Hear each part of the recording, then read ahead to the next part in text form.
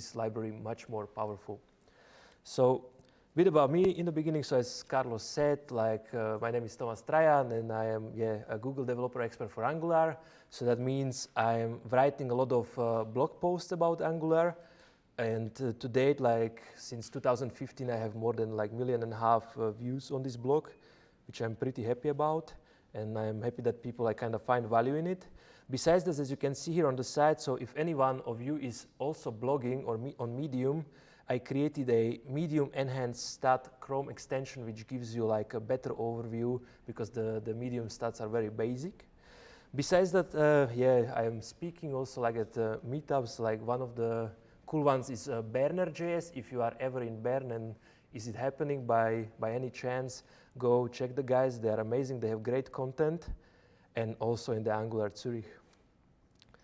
Besides that, I am also active like in the open source space. So I am like the main maintainer of the Angular NGRX material starter, which over time accumulated more than 1,300 stars on GitHub. So it's pretty popular, around 300 clones a day. And with this repository, like it enables you to get started fast. So it provides you like with some base structure, with some base layout, with the Angular material, custom themes, best practices, like how to use NGRX, how to manage state, how to do the testing, with more than 30 contributors, some of them being, for example, Tim De Schrijver, who is like the core team of NGRX, who helped us to introduce their NGRX in the way it should be, like with the best practices. So this is kind of cool resource. It has the team support, so you can see there's like a light team, default team, dark team, and you can easily add like your organization or your startup team so that it's branded properly. And one thing which you can be also interested in is a release butler. So that's a Twitter bot which keeps you up to date with the releases of the popular front-end frameworks and libraries. So if you are interested in and want to be up to date and you are on Twitter, you can follow Release Butler. What it does is basically every half an hour it checks the GitHub repositories of like Angular, React, Angular Material, RxJS, and so on. And if there is a new release, it creates a screenshot of that release and tweets it so you can just see the changelog easily. Anyway, enough of me. One more thing, as we said in the beginning, so our friends from UphillConf are sponsoring the ticket. The conference is great, and this year there will be like names like Andres Stalz, like the creator or like one of the main people who created RxJS, or like Jay Phelps, who was also like I think very closely related to RxJS, Rob Wormold of the Angular team, so pretty cool names. They are also doing workshops, so if you are interested, you can check out the website and sign up. Besides that, if some of yours like companies is looking how to support open source or like the community efforts, the UphillConf is also looking for sponsors, and of course, in the end, we will have a tombola for the free ticket. So what are we going to learn today? So as we said, it will be about the Angular CLI and in particular schematics, because Angular CLI does much more things than just the schematics. It provides us with the build process, with the test process, just to serve the application and so on. But so basically we will focus on how are schematics integrated into the CLI environment and what they can help us achieve, how can they help us being faster. Then we'll go through the various possible, actual and possible benefits of using schematics in like the default ones, and also, are we okay? All right. So the default ones and also the custom ones, which you can create for yourself. Then we will go more in depth how we can use schematics. After that, we will create our own custom schematics. And then we will look into how we can integrate our own custom schematics into CLI, because CLI workspaces, they can contain multiple projects, so then we can say like where we want to generate stuff. Is it in the one project, is it in the library? So we have to make this work nicely together.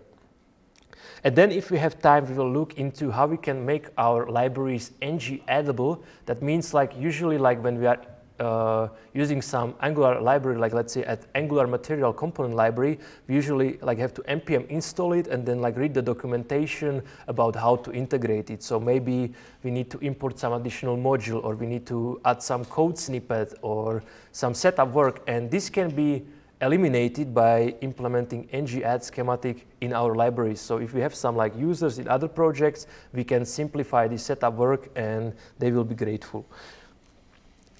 So how we are going to learn all of this? Well, with the live coding. So this will be kind of, I mean, you know, live coding, many things can go wrong. Hopefully they will not. I pre-installed the project, so like npm install will not be the problem, but we will see, and we will see how fast and far we can get.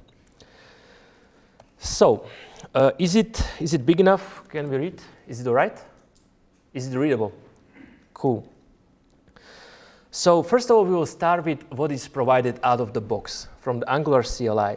So whenever we are going to start a new Angular project, we could do it by hand manually, but of course what would make more sense is to like do ng new and generate the workspace.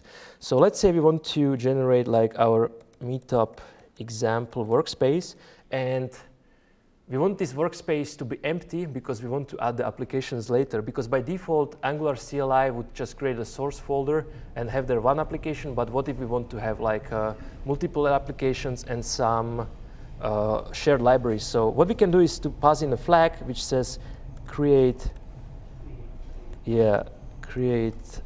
application equals false, and we'll also do skip install because it takes too much time and we already pre-generated repo before. So, and as you can see, like we are executing like some schematics, and the Angular CLI is actually asking, like, would we like a routing in this? So we say currently no, and then it asks us what kind of styles we would like to use. So do we want the CSS styles or less, or so on. So this feature is actually called prompts, and it enables us to make our schematics even much more user-friendly. So let's have a quick look at what we did generate.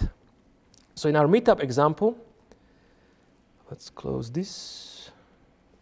As we can see, we have basically this folder with a couple of files. Doesn't really matter.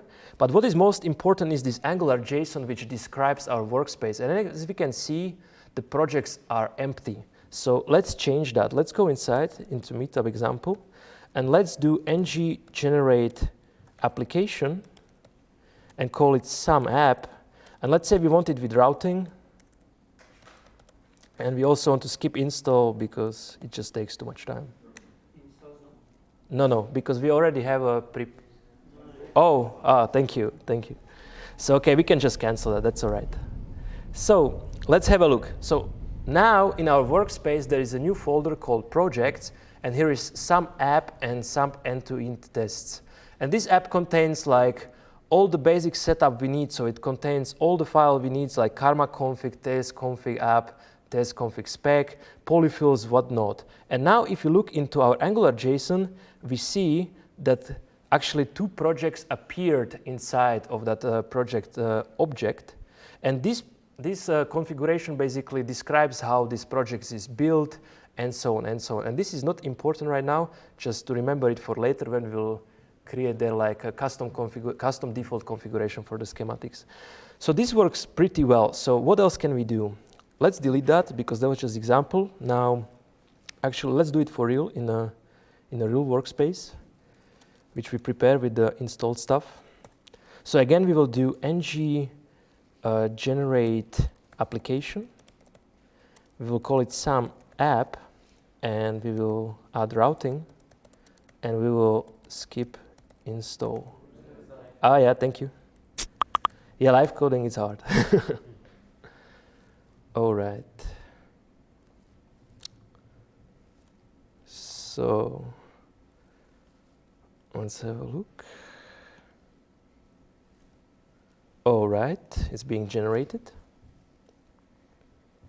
So now we have our application. Let's start it. So let's do ng serve -o. -o flag opens the application in our browser. And now what we want to do is to like use schematics to build some like basic architecture. So let's go into the project and use the schematics to generate a module which we will then lazy load in our application because we want to have a clean architecture. So ngg module, let's call it lazy feature. Yeah. And let's say we want it again with routing. Oh. So our application was opened. That's cool. So and here we can see in those two lines like the files which were added. So we see that the files were added actually in projects, sum up, source, app, lazy feature module, and lazy feature routing module. So let's have a look. So we see there is a new folder and it contains this lazy module and lazy routing module. And we didn't have to write like a single line of code, and this was all generated for us. And we don't have to remember what is the exact syntax and like which types are used, because we can get this for free, and I think that's pretty cool. So let's say we want to add a component to our new lazy feature. So what we can do is say ngg cs component, and we now provide a path because we want it in the lazy feature, and we want to call it like some view.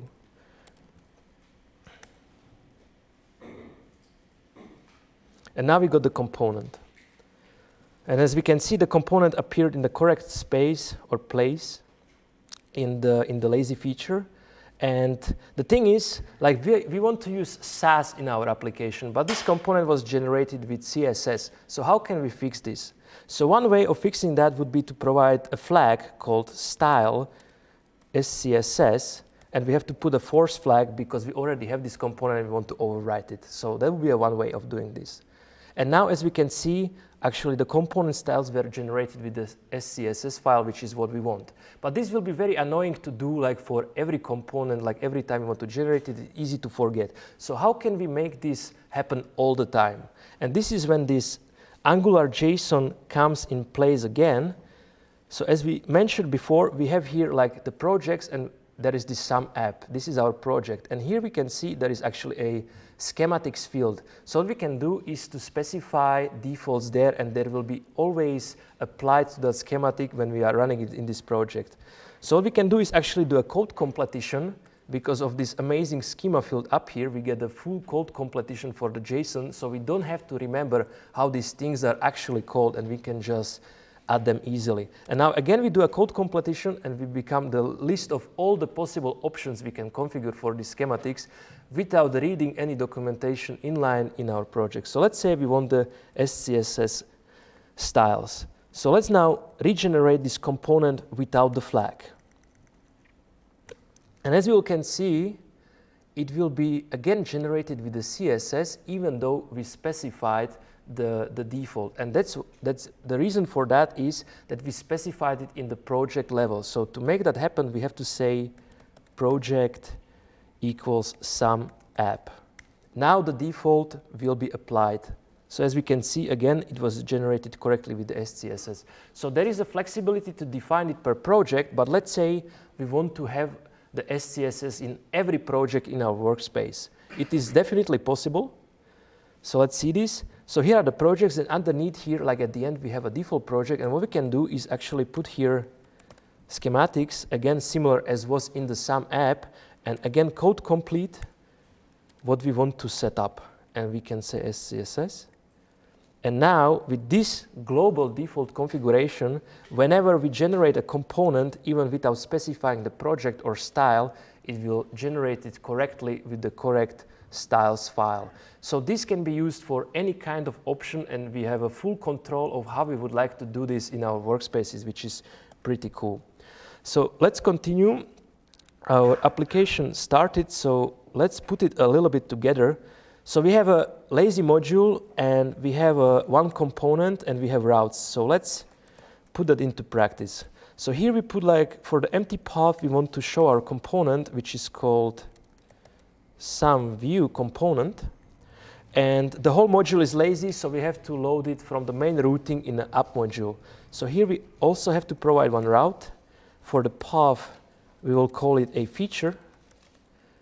And we have to say load children to load lazy module. So we say relatively it's a lazy feature slash lazy feature module. And from that module, we want a lazy feature module class.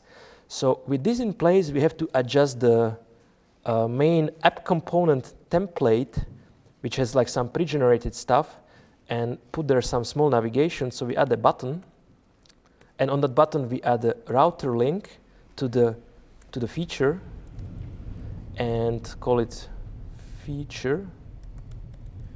And let's remove this logo because it's annoying. And all right, this should be actually enough. Let's see. So it compiled. So we have a button, and when we click on a feature, we lazy loaded our feature. So like in basically 5 minutes, we generated like a stub of the basic architecture of application. So we have a routing, we have a lazy module, we have a component there, like the routing modules, we put it all together, but still looks kind of basic, doesn't do much. And how can we make this better? So like component, service, class, and so on, those are like the default schematics provided by the Angular itself. But there are other packages, like let's say Angular Material, which implements their own schematics, and they can help us being productive with that packages too. So let's add Angular Material. To do that, we have to do ng-add Angular Material. And let's see what happens. So if we are not using ng-add, we would have to do like npm install and then read the docs. Okay, we have to add this to the style CSS. We have to import this module and this kind of stuff. But here we just do this, and the schematics will ask us, okay, which theme do we want? Some pre-built theme? Let's say custom, because we want to brand it like based on our company. Now it's asking us, do we want to install Hammer.js because we need to handle touch events? Yeah, we are doing just a desktop application, so we say no. We don't want that. Do we want the animations? For sure.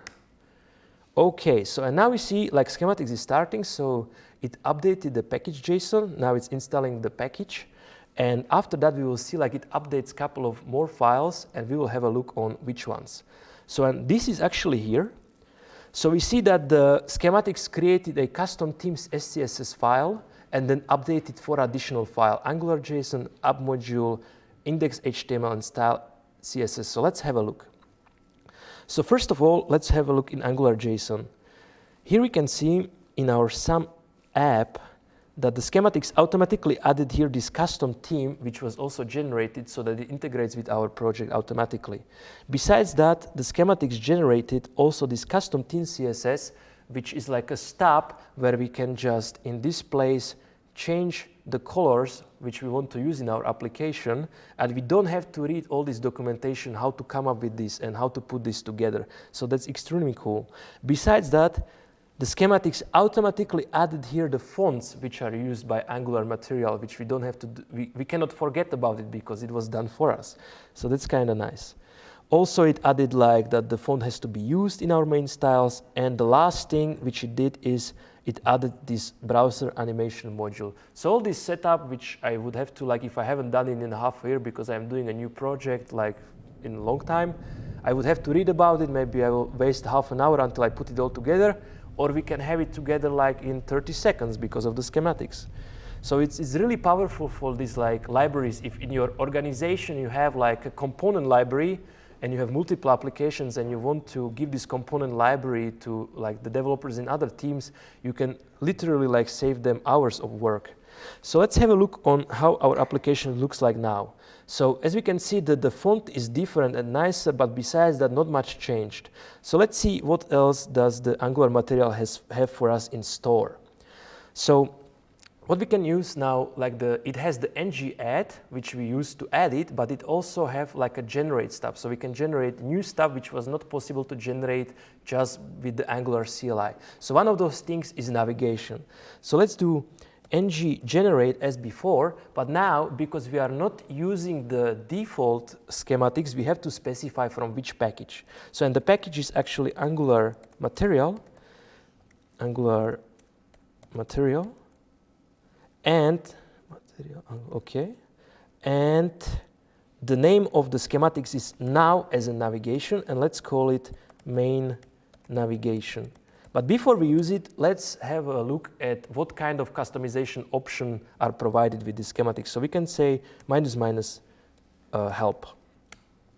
So for every schematic which is implemented, at least like by the Angular team or by many other third-party libraries, all the options are actually documented and can be accessed by just using this help flag, which can be very helpful if you didn't use it in a long time. But for now, the navigation itself, we don't need to specify nothing special. So basically, we just generate it and see what happens. And now we can see like the new component was added to our SAM app in the main navigation. So let's have a look. We see here is a new folder. And here is a navigation with like the scaffold of this navigation, which again, we don't have to switch to the website and copy paste it. We get it as it's supposed to be. So let's use this navigation instead of this one button which we generated before. So we know we need a router link to the feature. And we call it feature. And these links, they don't make sense anymore. And let's say we also want a nice material button. So it's a button of the material component library, and we put it a color, which will be an accent color. Oh. And we call it feature, and we make here a router link to the feature. And the last part will be to check what's the name of this component. So as we can see is an app main navigation. So we have to put it into our main component. And we can remove this button because we already implemented navigation in the main navigation and just use the router outlet in that main navigation, which we put here. And they even provide you a comment add content here. So it's really like very straightforward and we can just like really use it out of the box. So and let's see. Okay. So this is not exactly what we wanted. Could be that like our main styles is a CSS, but okay, let's restart the build. In theory, it could be that the main styles were CSS and this is SCSS, so the theme is not applied properly, but we will see when we restart the application. But as we can see, we are getting some stuff, just the colors are not applied properly, so it looks like a problem with the theming. And there we are. So sometimes what happens is then when we are adding like a new files, then the compilation process, which already started before, doesn't know about it. So that's kind of like a common error, and hopefully they will solve it like in the future. But sometimes like when we are generating files or even creating them by hand and we already are like serving application, we have to restart the serve process to make compiler aware of all these new files. So as we can see, we got like this nice layout, which is even responsive in the term that we get like mobile navigation out of the box. So and again, we didn't have to implement much and we get all of this kind of for free. So it would be possible to provide like our colleagues in our organization, if we are building like some custom component framework or like some services or anything, some reusable libraries, we can provide them with these kinds of schematics to generate stuff out of the box. And in that way, they can basically just get started easily. And another good thing is like when they are generating code, you can communicate the way you want them to use it. So you can easily spread like the best practices.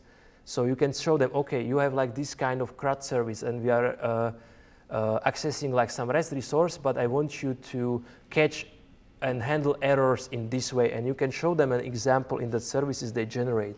You can also generate them like an example of a test, how you want them to test it. So we didn't really talk about it, but if you look here at this generated component, we see that we already got a test stub generated, which makes testing much easier because it kind of lowers the friction. So if I just have a component which I wrote by hand and now I'm standing like, okay, I need to ship another feature, or like will I now study the Angular documentation for 10 minutes to realize how to actually set up the test because it's not so obvious and we have to write all this code basically by hand, or I copy paste it from somewhere, and maybe this place from where we are copy pasting is out of date or out of sync.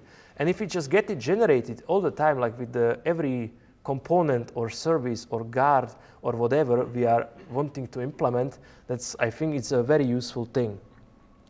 So I hope you see the value in schematics, and now let's have a look in how we can implement our own custom schematics, which we then can use in our organization to help our colleagues. So let's stop this and let's create a new project. So similarly to Engineer to create like Angular project, we can again use schematics to create a schematics project, which kind of makes sense. We would not want to write it by hand. So actually there is another CLI, which is a schematic CLI. So until now we were only working with the Angular CLI, but there is this thing called schematic CLI.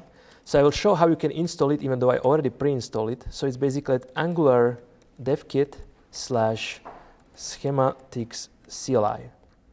So if you install this, you get a new command available in your command line, which is called schematics. So let's have a look. So it works.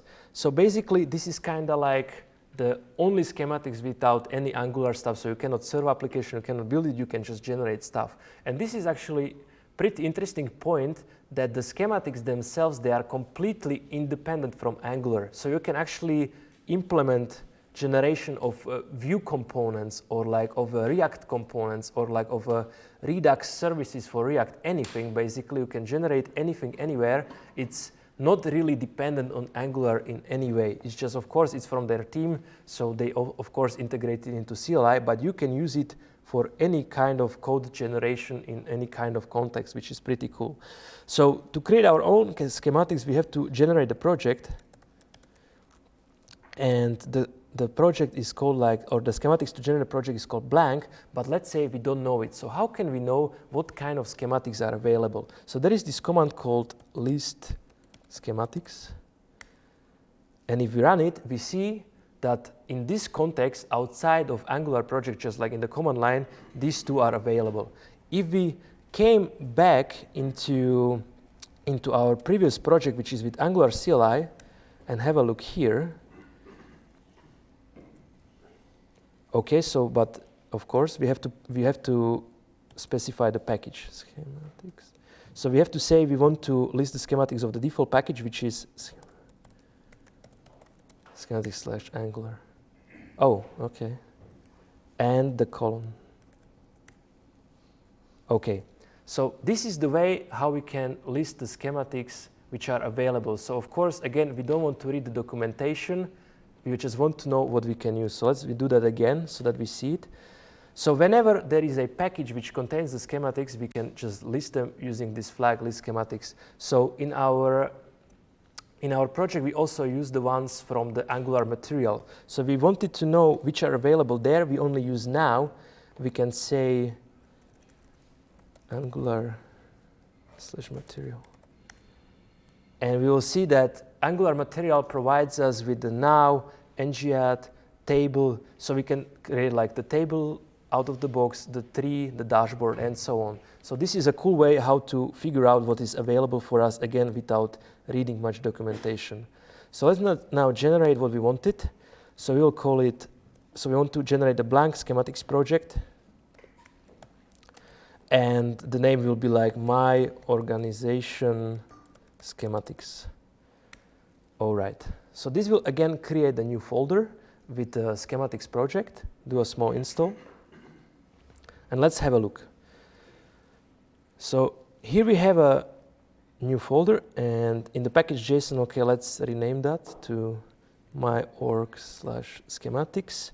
And we have like two basic scripts to build it and to test it. We don't want to test it now, but what we want to do is to add a build watch, so that when we will do changes and implement the schematics, it gets automatically rebuilt for us, so we can just throw it out.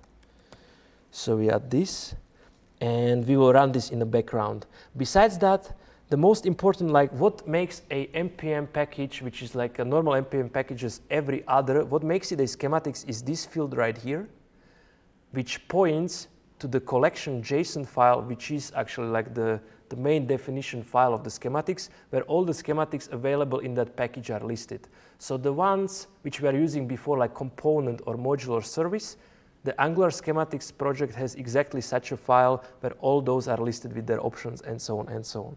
So and as we can see here, in this package currently we have only this my.org schematics and some description and a factory which points to the actual implementation of that schematics.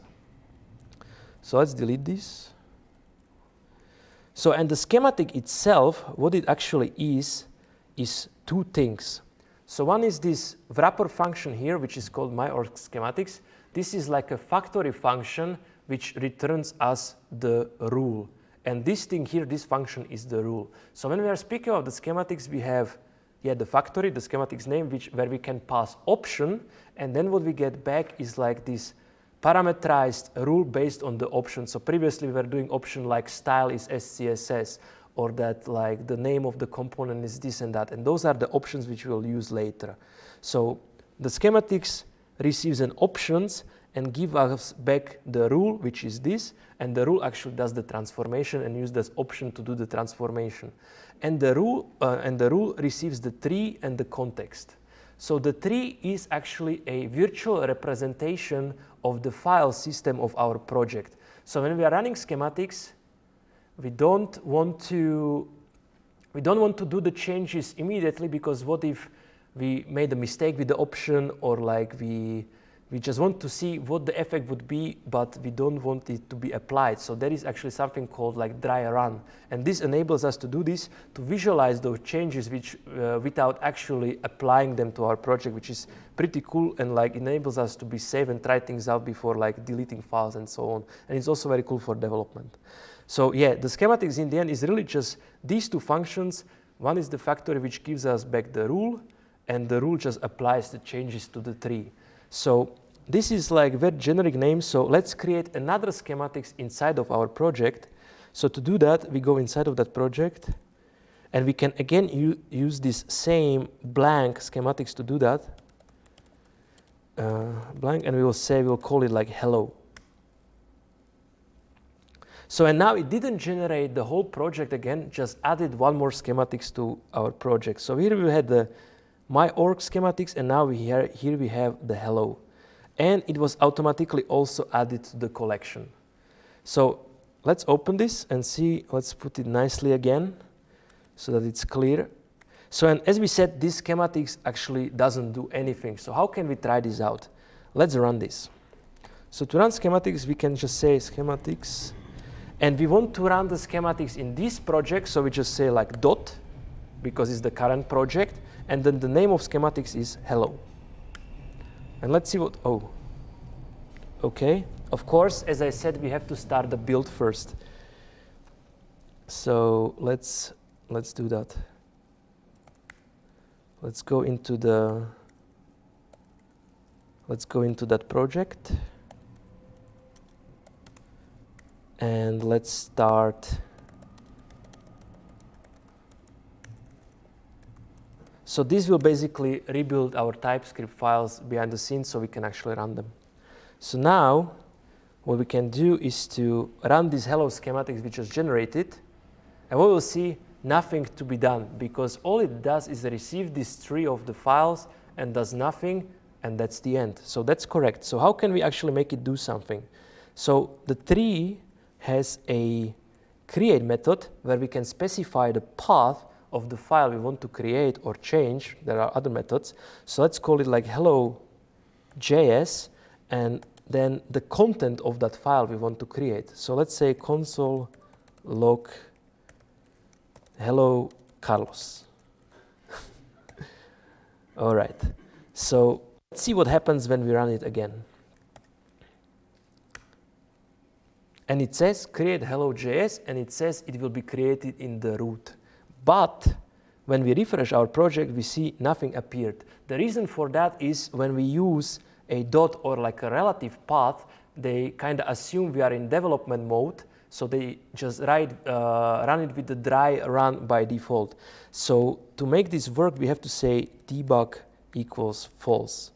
And now, when we run this, again, hello.js was created, and now it also appeared in our project. So basically this is the whole magic behind the schematics. It's some rules to create stuff, but it gets much better than this because we don't just want to use like JavaScript templates to do some templating.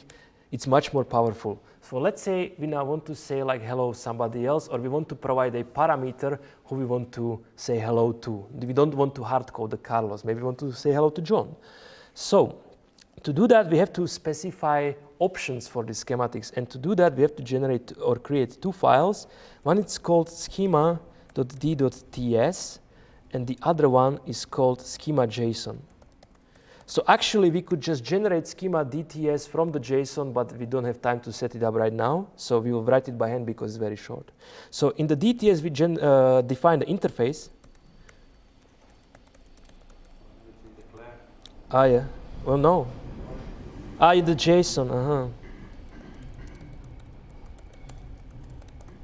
All right. And we will say we want the name, which is a string. And then we have to write the schema.json, and that I don't really remember, so I just copy it because it's pretty long.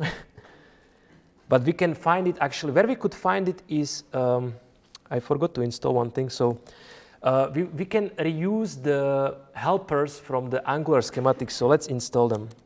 So that's schematics/Angular. We will use some helpers from already implemented schematics. So this will help us. So and now we see in the dependencies in the node modules, we got the schematics Angular. So if I didn't know how to write this file, I have it prepared. But if I didn't know, I can just get inspiration from already existing Angular schematic and copy paste it from here and adjust. So this is how I learned this. Anyway, so what we did remember, so we have a hello schema. And in that hello schema, we have a property called name. It's a type string, and it's the name of the person we want to greet. And we say that this property comes actually as a positional parameter from the command line. So, and we also specified it here. So now let's put it together. So here the options were any, but now we know it's actually the schema. So we import our schema. And because we did that, we know that actually the name is a schema, options name. And now we can parameterize our string to contain the name. All right. So let's say now we run our schematics again, but we say, hello, John. And what's going to happen? Let's look at the generated file. Undefined, okay. Of course, we have to reference the schema also in the collection. So in our hello schematics, we have to tell that this schematics uses the schema.json file from the hello/schema.json. So now when we run this again, it will not work because we have to delete the file. All right. And let's have a look. And generated file has hello John. So this is what we wanted. So now we are using like basically a JavaScript template string to use the parameterization. But the schematics has like much more powerful features. So what we can use is to define external template.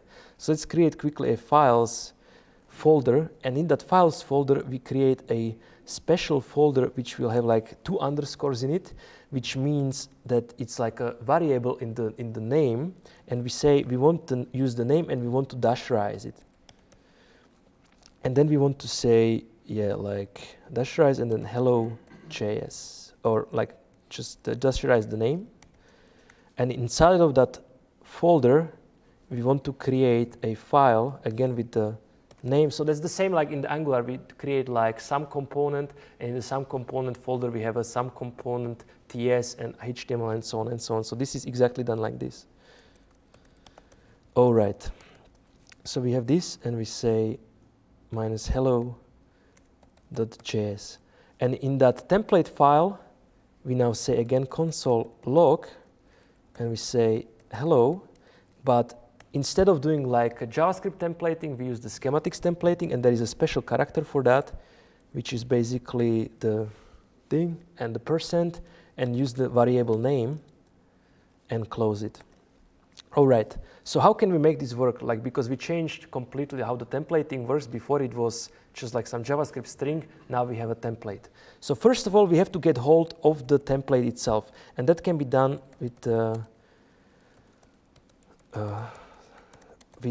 function called URL, which is a helper from this Angular schematics, which we can use for us. So as we can see, we get the code completion again, so it's kind of easy to guess which one is the correct because the schematics in its name, so that's kind of nice. And we want to get the template from the files. After that, we want to apply the options to our template. So for that, we have to create a parameterized template. And to do that, we have to say apply, which is again function coming from those helpers, and is again very easy to guess because the schematics in its name. So even if you don't really remember, it's kind of easy to do. And this function apply accepts the source, so we already have the source template and also a list of rules. So this whole thing is a rule, but actually it can be recursed deep down, so like rules can be composed of multiple rules, which can be composed of rules, which is kind of nice. And the rule, not surprisingly, is called template because we are working with the template.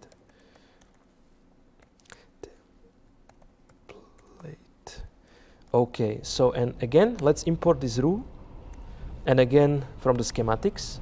And what does it accept? Let's have a look. So options. So we want to pass in options, and we already kind of have options, so let's spread them in. So that's the options which brings us the name and stuff like this. But we are also using like these helpers like dasherize and so on, so we have to spread that into that template too to be useful. So what we have to do is to get hold of it. So this one will not get auto completed, at least not on my machine for some reason, so we have to do it like this. So it's Angular dev kit core, and this one contains the thing called strings, which are basically those helpers like dasherize, capitalize, classify, and so on, which help us handle these special characters in our names. So we spread it out.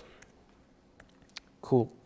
So once we have it, we have a template, but we are still here creating like just some random string. So we have to apply this template to our tree.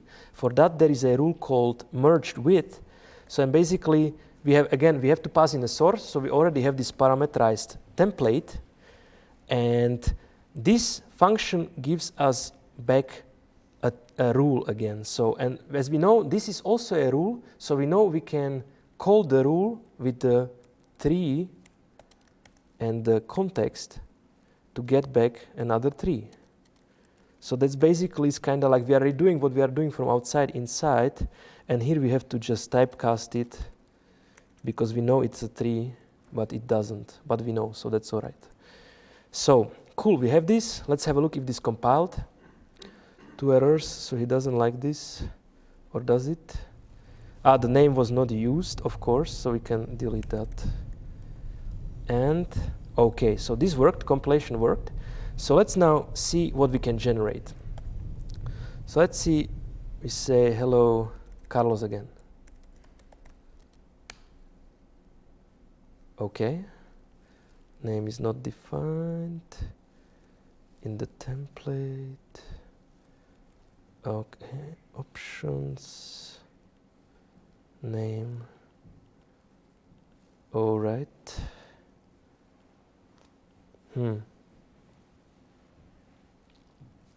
So let's just say like name is a options name. Let's have a look. And force.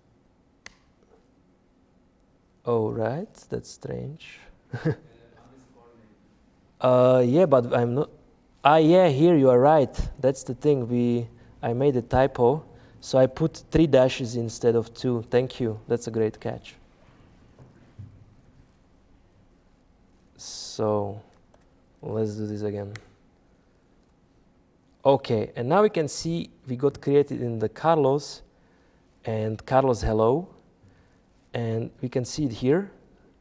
So the file got created. So let's now do like a not so realistic, but still name, like in terms that it's together, the name is realistic. So, but what we will see here now is that it will be dasherized. So we put it like as a camel case, but when we regenerate it, we see that the generated files use the camel case. So that's kind of cool. And we can use it also like in the names and also in the template itself. So we can say here, actually the other way around, we can say classify the name and provide the name with the dash instead and see what happens. Meetup. So, and for the name of the folder, it's the same, but once we go inside, we see that the name was, the shape of the variable was transformed into class-like. So I don't know, like we don't have much time left, I guess, huh? We have 10 minutes, then it's 1 hour. But okay, yeah. So how are you guys feeling? Like, can we continue and create like a CRUD service, or you would be interested in CRUD service? I also have a question. Yeah. If you go back to the source code. Which one? What's the spread strings? Yeah, okay, of course. Let's spread here these options because that was actually correct. I just had a typo. Can you repeat the question? Yeah, of course. So the question was, what is this spread strings into the template? So the strings is a helper function coming from the Angular DevKit core, and basically this variable contains all those functions we are using in a template, like classify or like dashify and so on and so on. So we have to spread it into template to be able to call them inside of the template. Yeah, exactly. Cool. Anything else besides that currently? So we want to continue with the CRUD service. All right. So this puts it all together, and now we will create, like, copy this and make something more realistic, which will be kind of like a CRUD resource, and we will create like more options. So we had this hello, and now what we'll do is to generate a new one, new schematics, blank, and we'll call it CRUD resource. So this will be kind of a service which you use a lot in your application, and it's like a lot of boilerplate. Depends, maybe you are using a library, but maybe you are like defining your CRUD resources to do the REST request by hand, and then it's like a lot of boilerplate, so maybe it can be nice if you could generate them for yourself. So we did this. Let's kill all those folders which we don't need anymore. So here we have a CRUD resource, and again it's empty. So we know we need a schema to make it parameterizable.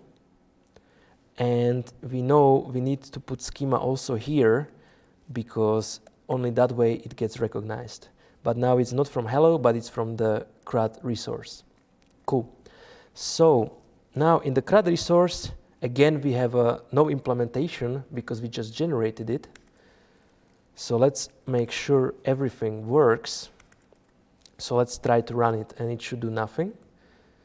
So you'll say now no name, or like name can be like some, basically name here will be like the name of the entity. So let's say like user roles or user role.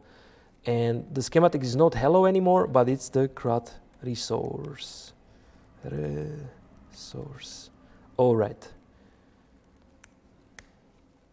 So, and does nothing, that's correct, because we're running an empty schematics.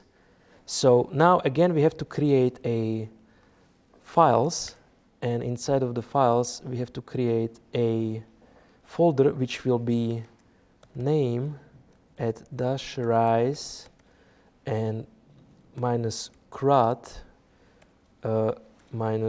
-resource.service.t, well, not yet actually. Actually, this will be only the name, but inside we have to create a file which will be name at -rise _ -crud -resource.service.ts. So, and now we know it's like an Angular CRUD service, so we have to import. We are creating the template for this service. So we know like every Angular service has a injectable decorator, and this is coming from Angular core. And we also know that the decorator has to be used. And in the modern Angular, instead of like providing services in the modules, we are actually using provided in root. And now comes the fun part.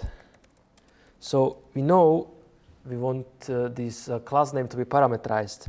So we need to use the name, but we want to have it in a class-like form. So we have to say classify name. And after that, we know that comes the CRUD resource service, which is always the same. And after that, some implementation. So we say constructor.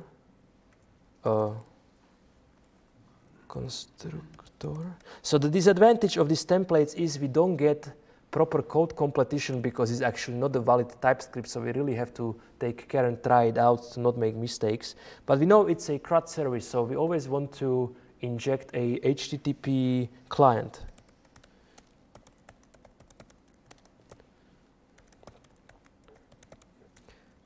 And we know that HTTP client is actually coming from at Angular common HTTP. Cool.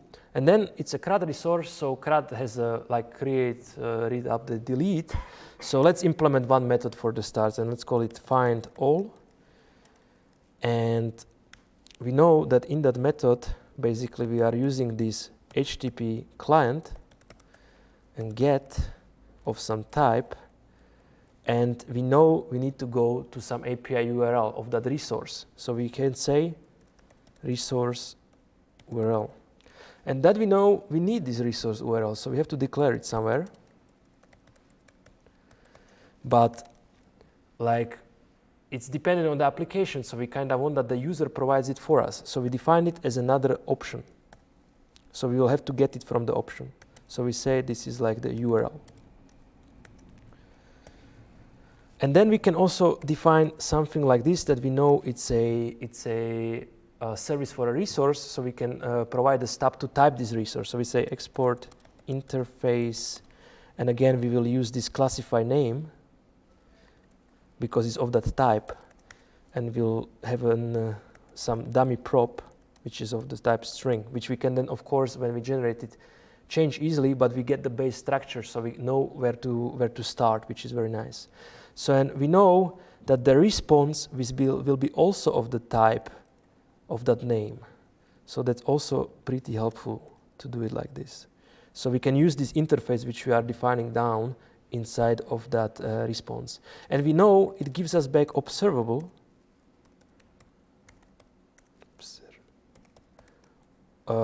Observable of that type entity, but it's an array. So actually here was also an array. Cool. So, and we know we are using observable, so we have to import it.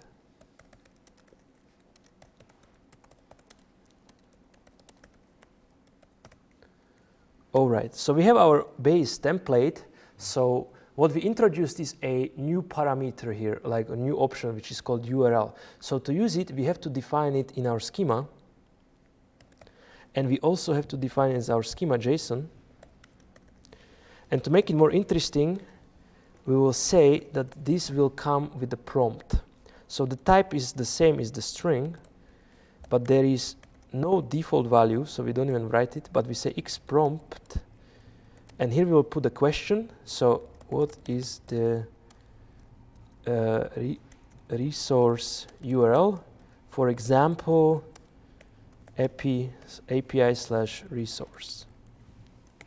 All right. So we have the schema, we have here, we have this.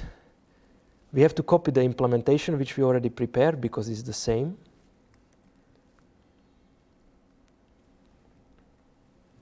All right, so we are getting stuff from the files. We have options. We are putting in a template. Ah, yeah, thank you. Exactly. So let's see if it compiles. It compiles. Did you see something? Oh, okay, so let's try this out. So we want to create a resource for user role. And now, because we didn't provide a URL, resource URL, it's asking us with the prompt. So let's say this is a API/user/role. And now the new service was generated here in the root. It's just underneath because the U is after the S in the alphabet. And we see it created a user role folder with the user role CRUD resource service, and the implementation has the API URL. And here I made probably some, here I forgot the return. So exactly, so now we can fix this. Let's fix this in the template. So of course this is like back and forth process where you have to try it out a couple of times until you get it right. But once you get it right, then you can just keep using it, and you can like make a big service, and you can generate code for yourself in any place, anytime. So let's, okay, we have a force flag, so it will get overwritten, which is cool. AP whatever, user. And let's have a look. And our generated service.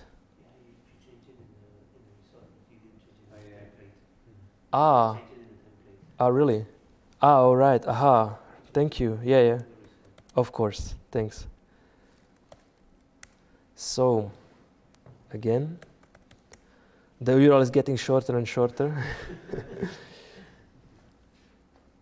All right, so of course these are red because we didn't install Angular in this workspace, but we generated like some nice service. So let's show how we can make something conditional. It will be like a bit artificial example, but let's show how we can make a conditional stuff in a template. So let's add another one, which we want to say like find one. And this is of type Boolean, and we will not provide a prompt for it, at least not now. And the default value will be false. So, and again, we get this value in our template because we are passing all the options in our template, so we can use it.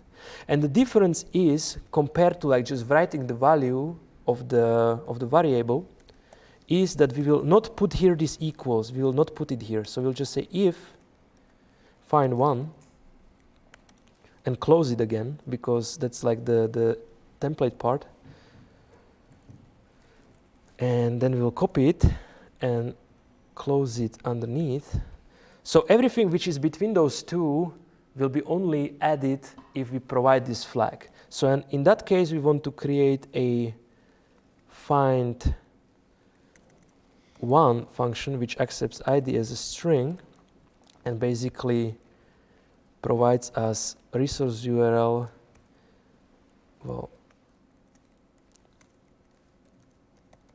resource URL /ID. And let's format it nicer. Okay. So now, sorry? You are right, exactly. This is not an array. It's just the one entity, exactly. Okay, so if we do this, now let's try it. And okay, we have to specify this flag, so we say find one. Yeah.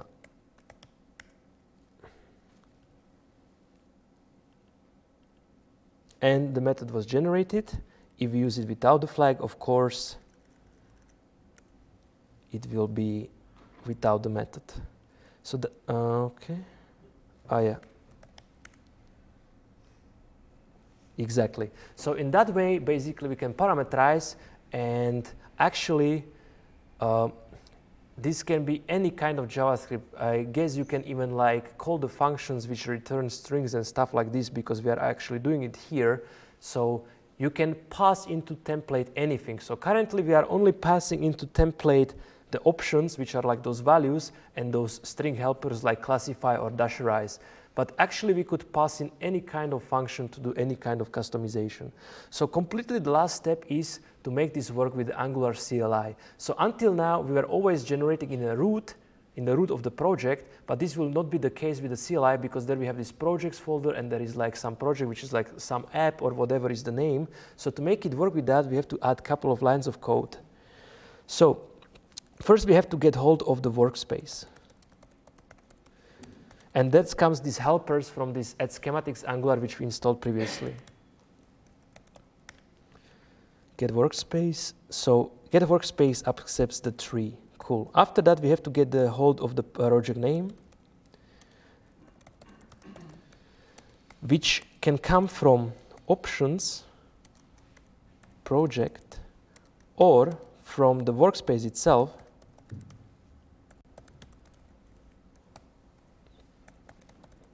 And we get the first one. So what this actually means is that we have in our project, we have this Angular JSON, it has these projects, and he has the keys of the project names, and we just get the first one if we don't provide anything in the command line, so it does actually something.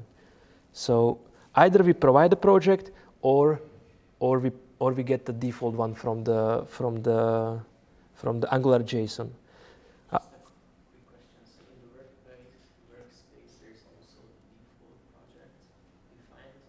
Yes, we could use that too, probably. Yeah, actually we could. The question is like, probably we would have to get this whole object just with that string, but we will see. Probably you're right, you are right. I haven't tried this. We can try this. Once we get this working, we can try it. So then we have to get the project, and that's a project which accepts the workspace and the project name. After that, we have to get a path, which comes from options path, or from build default path from project, and as any. Sometimes the types are not so great.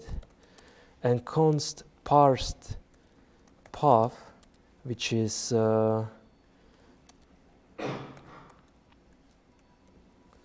so, and these things are not so intuitive, and I just basically copy them from the existing Angular schematics because it's just like the specific integration with the CLI. So the schematics itself work without this, as we can see, but to integrate with the CLI, we have to provide this code. So here we have to provide a path and the name, which comes from options.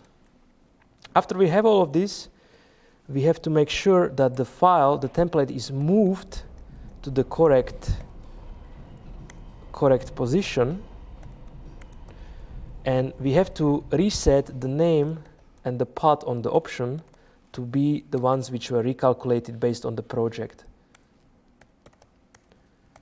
And path, all right.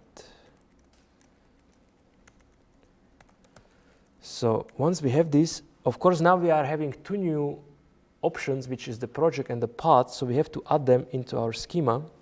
So we say path and the project, and in the schema we have to add them too, and we don't have them here, or we do? Yeah, we do. So we take them. So basically that's also something which we can learn from other schematics or just do the code completion, but now we are a bit in the time hurry. So let's see if this builds. No, there is still a problem. We have to import the move. So let's import this. Again, very intuitive. It comes from schematics. It was added automatically. And it's built. Okay, so let's try now these schematics in a real Angular CLI project. So we have to go to that project, which is called Schematics Workspace.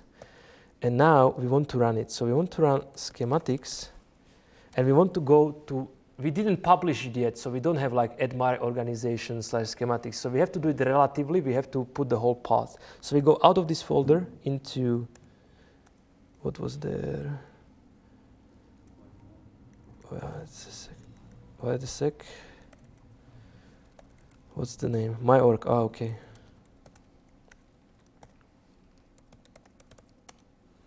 So it's a schematics, and we have to actually provide the path to the collection JSON. And then again, the same way as before was like at Angular material, and then there was a colon. We have to say the name of the schematic, which is CRUD resource. And we can say, we had this lazy feature there, so we can say lazy feature / user roles. and the force, no, the debug, we have to set to false because we are using the relative path. And force we don't have to set because it was not generated yet. And let's see what happens. So okay, again the API. So this time we do it right. API/user row. And as we can see, the path is correct. So it goes to project, sum up, source, app, lazy feature, and so on and so on. And if we have a look into our project, we can see that we generated a nice resource service into our CLI project. So and the next steps would be, of course, add more methods, make sure that it's injected into some component, whatever we want. And this is the way we can create our own custom schematics. So another thing would be we could publish these schematics into NPM, and that way we can just like download them with NPM install in our project and do it just like add my organization/schematics. Another way would be to implement ng-add, but for that we unfortunately don't have time today. So yeah, so this is it. So basically, to summarize, what did we learn today? So how to use the schematics which come from Angular CLI, the default schematics, so how to create a workspace, how to generate a project, how to generate modules, components, services, and so on, how to specify default values for the options of these schematics in the Angular JSON file per project or like for the whole workspace, how to use third-party schematics like, for example, Angular Material or NGRX or any of our other custom ones.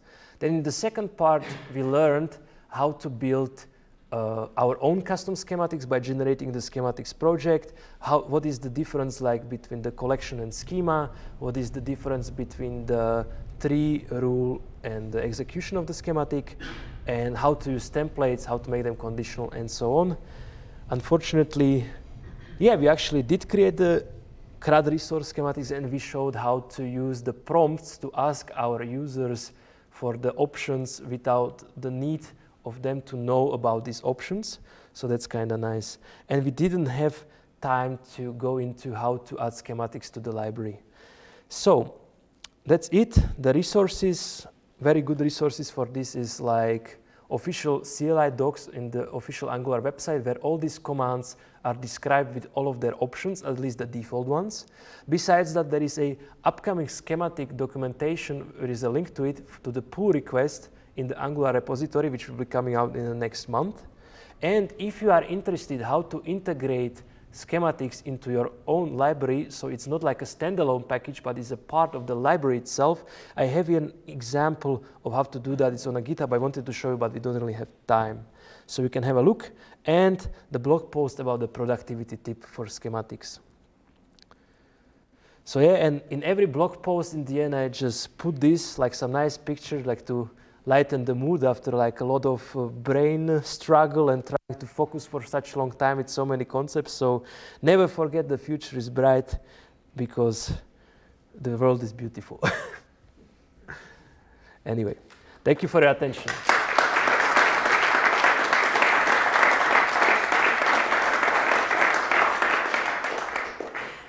So it was really exhausting, more than I thought. It's really a lot of content. Anyway, do you have any questions? Are there any third-party schematics already existing? Yes, so the question is if there are any existing third-party schematics. So for example, what we showed today was Angular Material. I know for sure there are schematics for the NGRX. So if you want to generate like the store actions, reducers and stuff like this, this is available.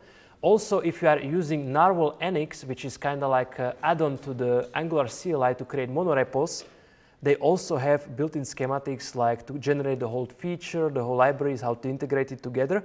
And this is exactly the use case was we are showing where you can just do like the name of the package. So like let's say at NGRX store and -- list schematics, and you will see all the available ones. And once you know, okay, I want to generate store, then you do -- help, and it will show you all the possible options in generating of a store. So yes. How much time did it take you to reverse engineer all this stuff? Because you said there are no documentation available. Yeah, so the question is how much time did it take me to reverse engineer this info about the schematics because of the current lack of documentation? So it's hard to say because I was using it to implement like my own library, which is like Angular extension model, which is like some simple state management solution library. And I wanted to have it like that it's possible to ng add them and to generate like these model services to show people how to use it. So then I was maybe like 2 or 3 days, something hard to say. Then I didn't look at it for a long time. And now already there is this upcoming doc. And yeah, it will get much better very soon. At the beginning you showed schematics that make changes to existing code. Yes. You also exposed the AST in these schematics so that you can do like... Yes, yes. So maybe we can quickly show it. Sorry? Yes, sorry. You're right. So the question was, in the beginning we were showing that the Angular material schematics were actually doing changes to some files, and the question was if this schematics library exposes like AST to do this kind of changes to adjust the files. So I think the way they implement it is they actually use the TypeScript compiler inside of that rule to get the hold of the IST, and maybe we can quickly have a look here. I'm not 100% sure if it's here or not, but I guess so. Wait a sec.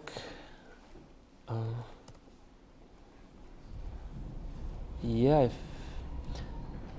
So exactly. So as you can see here, this TS that was imported from the TypeScript library, and there is like this helper method create source file, and you provide like some paths, and this gives you IST where you can then adjust, create some changes.